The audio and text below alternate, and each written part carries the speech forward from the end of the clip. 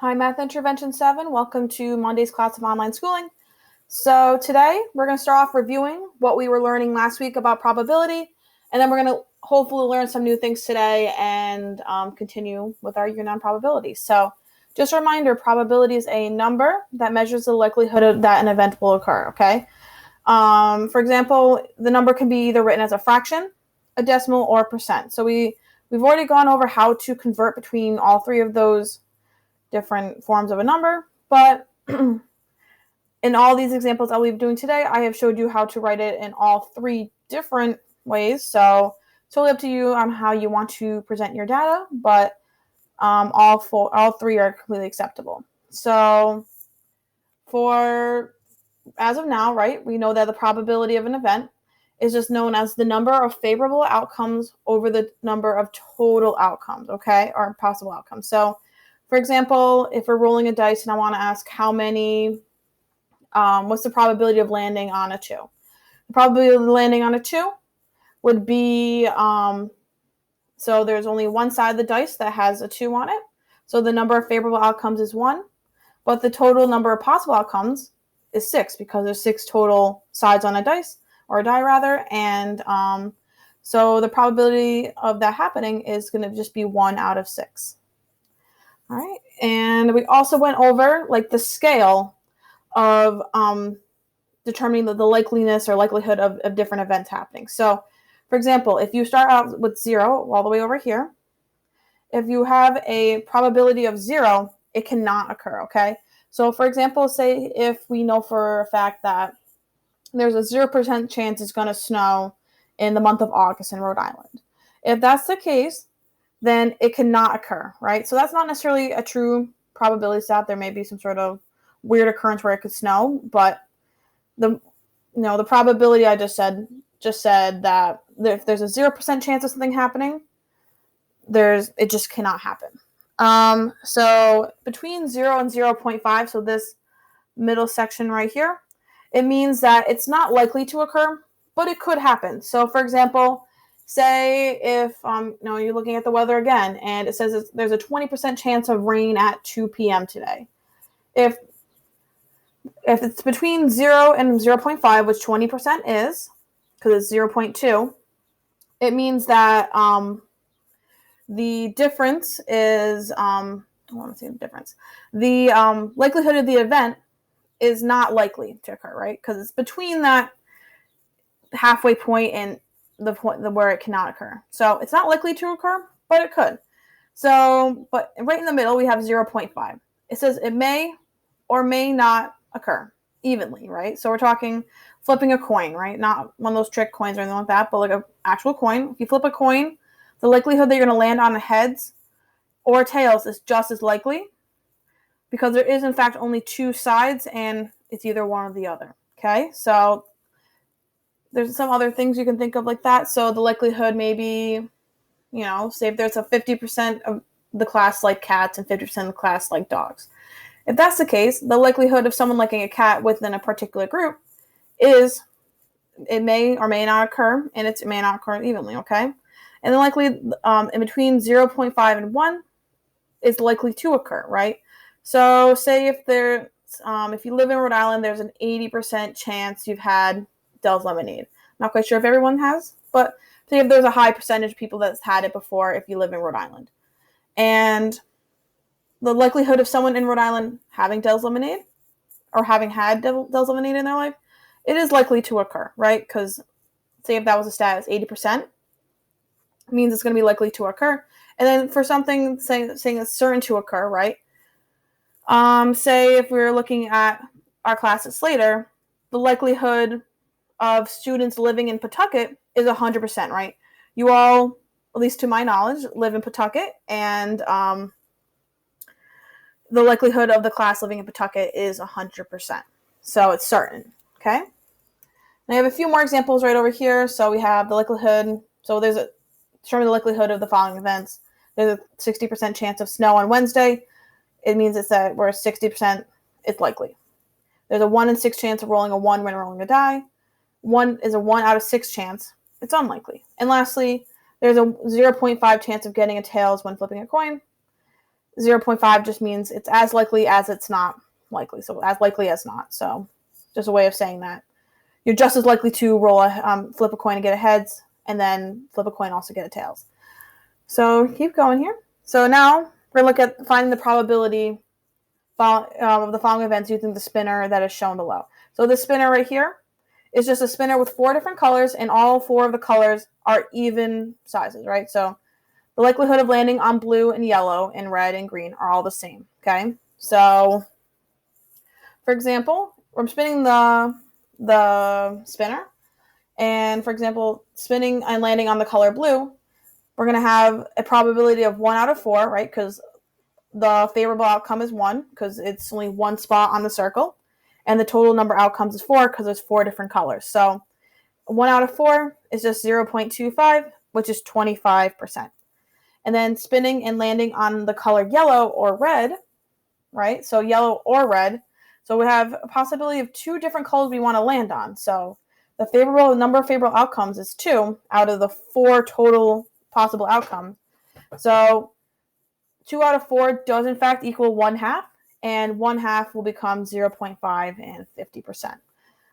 And then the likelihood of spinning and landing on yellow and red. So this is a little bit trickier, right? So you're only spinning once, we're not spinning twice, and we want to land on both yellow and red. So if we're looking at this particular spinner, there's no way you can land both on the color yellow and red. So we could technically land on that black line in between right here, but that's technically not necessarily yellow and red. It's that black line in between.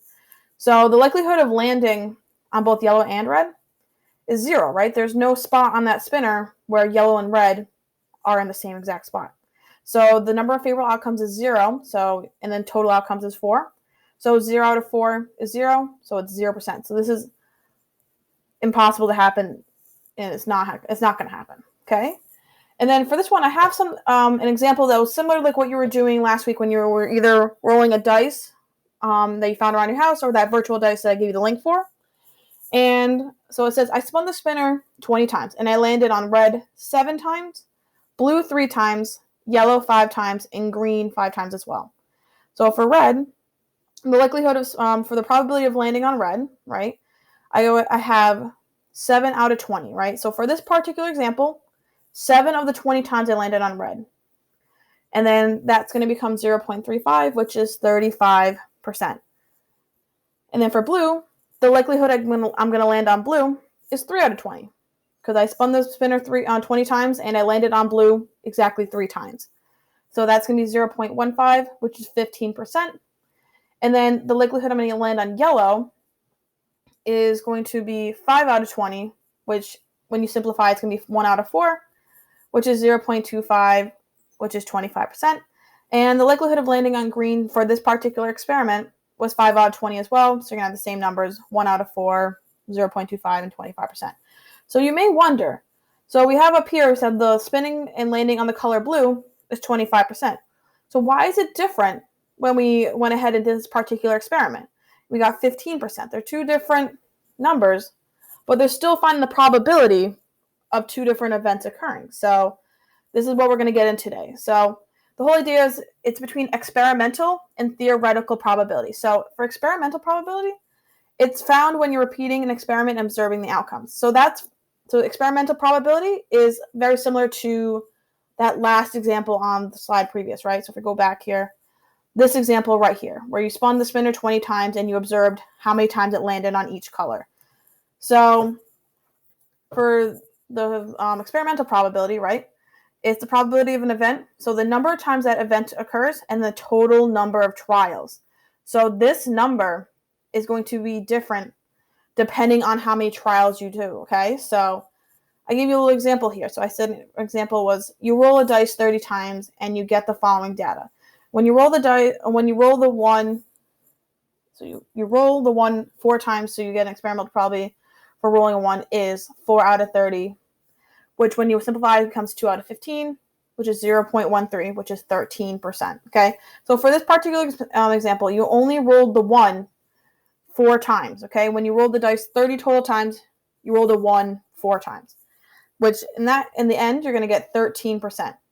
While theoretical probability is what we were doing more like up here, right? Where we have, we're not basing it off an experiment. We're just basing it off of pure math here. Okay, so theoretical probability is what is expected to happen based on the mathematics. Okay, so this is kind of like what we were going over earlier, where it's the probability of favorable outcomes over total possible outcomes. Okay, so if you roll a die, the theoretical probability of rolling a 1 is just there's only one side of the dice that has a 1 on it, and there's 6 total sides of the dice. So it's going to be 0.16, which is 16%. So another couple of differences between there is that the experimental probability and the theoretical probability may end up being the same exact value, but it's not always guaranteed, okay? And the more trials you do, the closer the experimental probability will be to the theoretical probability. So an experiment with 1,000 trials will be more likely to have an experimental probability closer to the theoretical probability than an experiment with 5 trials. So for example, say if I was just asking one of my classes, about 15 students or so, and I asked them which animal do they like more, cats or dogs? And in one class, it said, say 5 people liked cats more than dogs, right? So we have 5 people who like cats, 10 people like dogs, right? So it isn't quite half and half, right? Like it should be. But say if I asked the entire school, right, which has about closer to, I think it's closer to like 600 kids, something like that. Maybe 500, 600. And say we did that and we got something more like 240 kids like cats and 240 kids like dogs, right? So the more people you have on trials, the more likely you're going to get a experimental probability to be closer to a theoretical probability.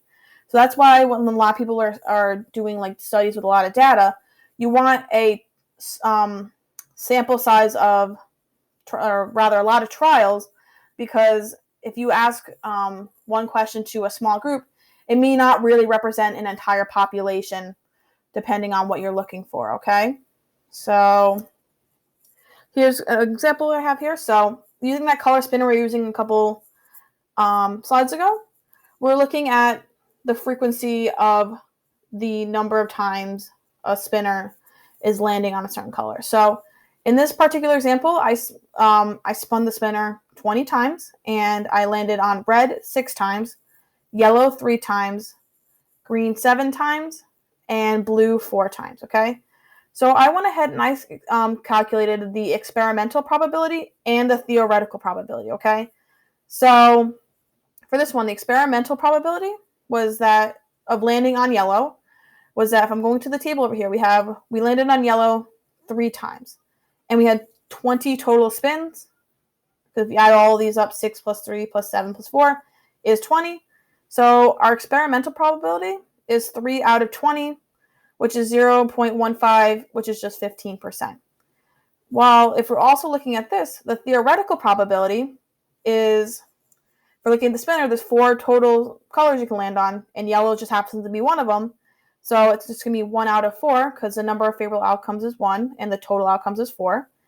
And which is just 0.25, which is 25%. So these are a bit different, but they're still giving information to us, right? So the experimental probability is the probability of landing on yellow in this particular experiment, while the theoretical probability is the probability of landing on yellow just based off of mathematics here, okay?